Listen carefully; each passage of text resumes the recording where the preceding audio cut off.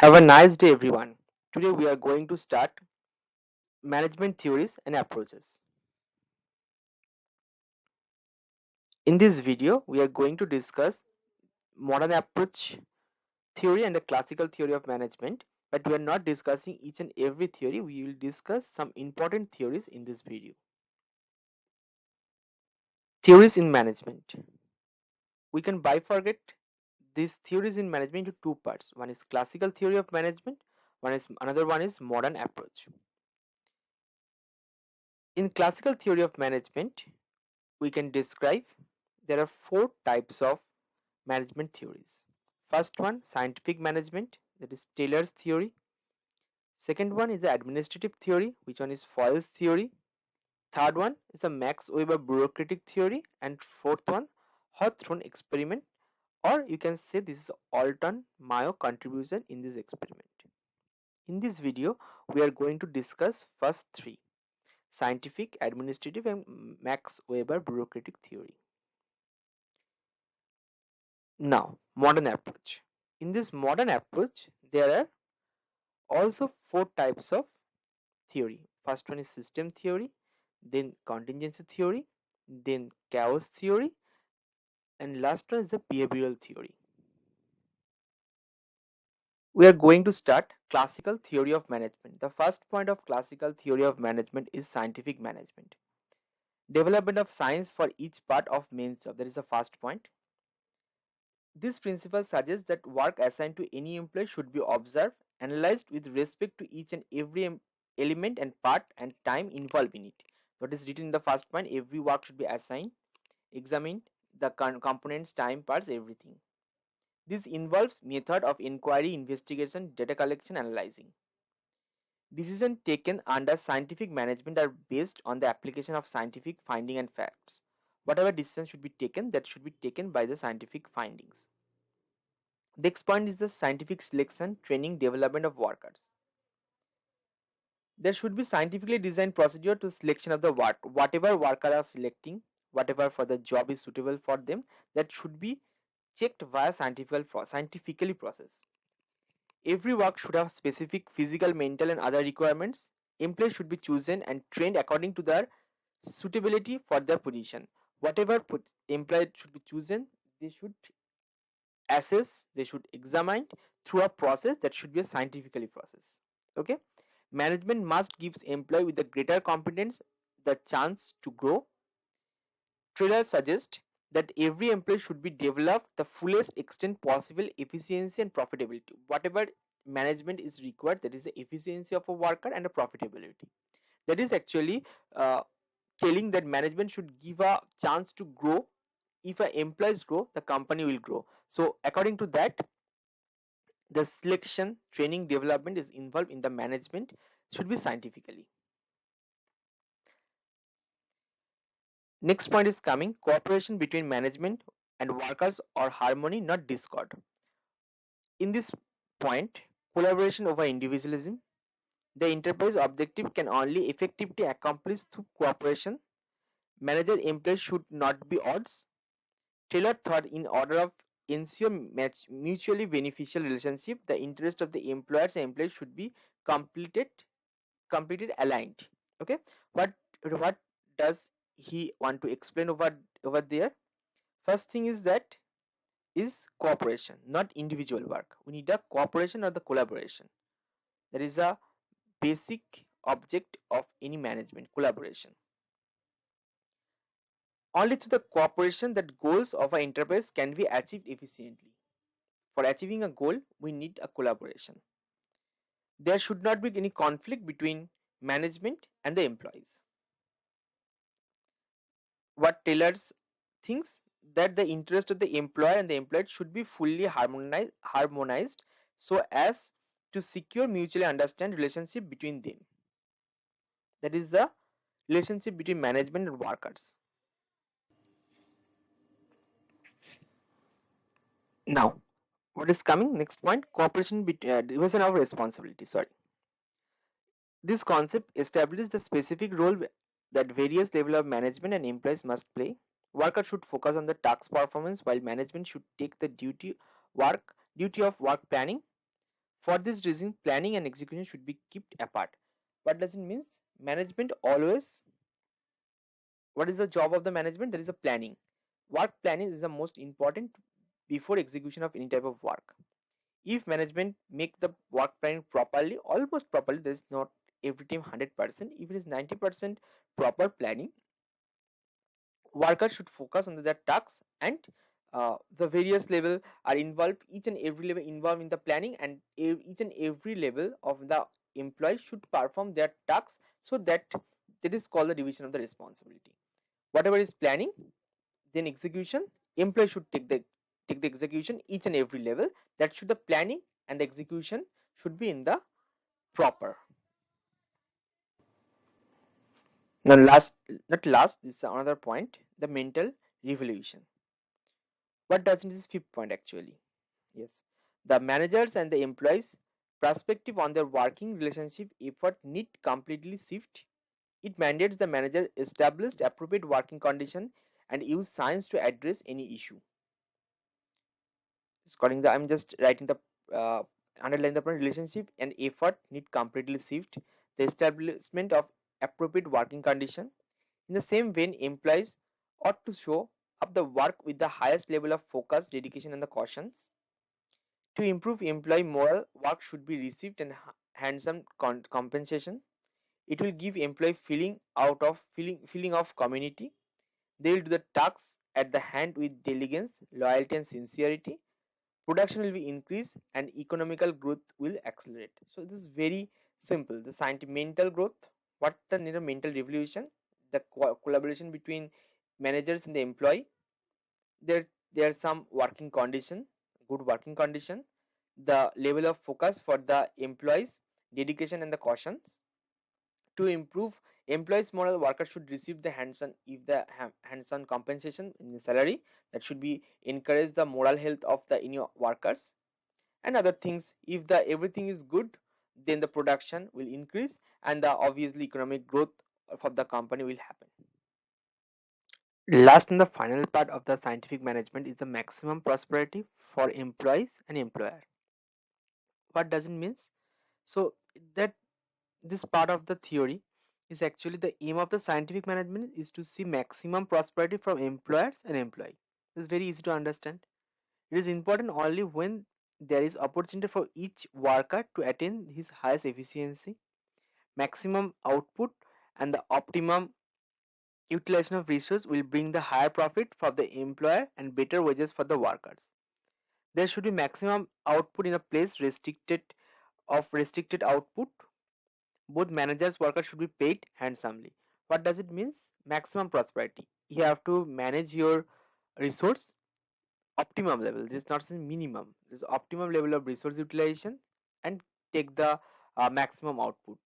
If it is properly happened, then worker get a handsome salary for the manager also and the employer also. Okay, so that is the maximum prosperity for employees and employers. And if the manager get the good compensation, their work condition, the work moral, everything will improve. In classical theory, next approach is administrative theory. This theory coined by Sir Henry Fayol. There are first things you can read, that is the history of the administrative theory. Now what is the main and basic fundamental is the 14th principle of management. First one is the division of the work. Let me give understand the this is the employees are specialized in different areas and they have a different skills. Different level of expertise can be distinguished within the knowledge areas. Professional and the personal development support this. According to the Henry Fayol's specialization promotes efficiency of the workforce, increase productivity. Okay, next one is the authority and responsibility. To get these things done in an organization, management has the authority to give orders to the employees. Of course, with the authority comes responsibility. According to Henry Fayol, accompanying power or authority gives the management the right to give order to the subordinates. Now third one is coming, the discipline, which is most important. This is the often part of the core value of the mission and the vision of the form of any company. form of good conduct and respectfully. The management principle is essential and it's seen as the oil to make the engine of an organization run smoothly. Without discipline, you can't run an organization. Now, the fourth point is coming. That is the unity of command. What does it mean? The management principle unity of command means that any individual employee should receive orders from one manager and that the employee is answerable to that manager. That is the basic thing of unity of command. That means you can take command from one and you have to answer to the same authority for your job. Next point is unity of direction. So this management principle of 14 principle management is all about the force and focus and unity. All the employees deliver the same activities that can be linked to same objective. All activities must be carried out by group that forms a team. These activities must be described in a plan of action. Manager is ultimately responsible for this plan and he monitors the progress of the defined and the planned activities. Focus areas are effort made by the employees and the coordination. This is the unity of direction. Now, second point is coming, that is subordinate and of subordination of individual interests. There are always all kind of interest in an organization. In order to have an organizational function well, Henry Fayol indicate that personal interests are subordinate to interest of the organization ethics. So you have to maintain the ethics of the organization. Each and every one has a individual goal. This individual goal creates a vision for a organization. Now next thing coming is the remuneration. I hope you understand that point very easily. So whatever you do the job, you perform the job, you take the handsome remuneration. Now next term point is coming, degree of centralization. Management and authority for decision making process must be proper balanced in an organization. This depends on the volume and the size of the organization, including the hierarchy. Centralization implies the concentration of the decision-making authority at the top management, sharing of the authorities for the decision-making process with the lower level and the middle lower level. That means middle and lower level management. It referred to decentralization by Fayol. Henry Fayol indicates that an organization should be strive for a good balance in this. That means when you're taking the decision, that means you have to maintain the hierarchy level. Okay. Now next one is the again the second the hierarchy of the things which is coming. This scalar chain. So every organization has some form of hierarchy. This differs from the lowest level of the company to the highest management. According to Henry Fayol, hierarchy manages the philosophy boundary of power should be clearly defined.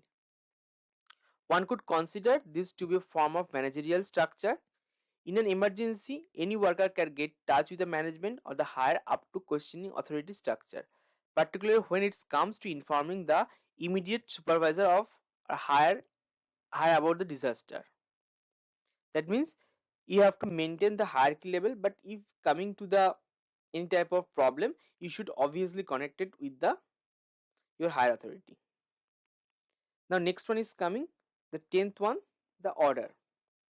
According to this principle, employees in an organization must have right resource at their disposal so that they can function properly in an organization. That is the order. In additional to social order and the responsibility of a manager, the work environment must be safe, clean, and whatever hygienic and other things are there. Okay, that is the order. The last 4 points of 14 principle of Sir Henry Fayol, that is equity, stability of tenure personnel, initiative, and esprit de corps. I'll explain everything properly. First one is equity. The management principle of equity often occurs in the core value of an organization. According to Sir Fayol, employees must be treated kindly and equally. That is the equity. Now, stability of tenure of personnel. That means this principle represent deployment and managing the personnel and this should be balanced within the service that is provided from the organization. Management strives to maximize employee turnover and to have the right staff in right place. Focus areas such as frequent changes of position and sufficient development must be managed well. Now next thing is coming, initiative. In case of the initiative, this encourages interest and involvement and creates added value for the company. Employee initiative are source of strength of organization according to the Sir Henry Fayol. If anyone can take an initiative to do any type of new type of job or innovate some process, that management should motivate this staff for participate and showing their interest. Last one is the esprit de corps of the 14th principle of the management, is the last principle. Managers are responsible for the development of morale in the workplace, individually and in the area of communication.